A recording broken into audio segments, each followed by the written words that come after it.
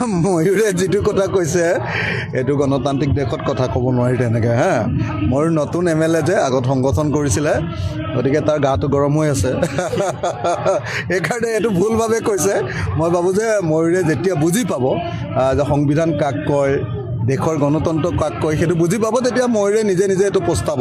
যে এইটো সি ভুল কথা কৈছে আৰু দ্বিতীয় কথা যে কয়লা খন্দা মানুহ এটা কয়লা শিলৰ চিণ্ডিকেট কৰা মানুহ এটাই যদি নিজকে নেতাজী সুভাষ বসু বুলি কয় তেতিয়াহ'লে সুভাষ বসু কোন এই কথাটো নাজানে তাৰমানে বুজিছেনে নাই সেইকাৰণে মই ভাবোঁ যে ময়ূৰ সৰু হৈ আছে বয়সতো সৰু সি আৰু দ্বিতীয় কথা প্ৰথম MLA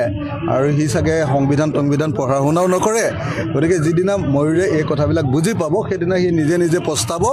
মই কালি প্ৰধানমন্ত্ৰীলৈ ছ'চিয়েল মিডিয়াত জনাই দিছোঁ যে আপোনালোকৰ MLA এনেকুৱা কথা কৈছে কালি মই মুখ্যমন্ত্ৰীলৈ ছ'চিয়েল মিডিয়াত জনাই দিছোঁ যে আপোনালোকৰ MLA এনেকৈ কথা কৈছে যে সুভাষ বসুৱে আপোনাৰ দেশক ব্ৰিটিছৰ পৰা মুক্ত কৰিব খুজিছিলে আৰু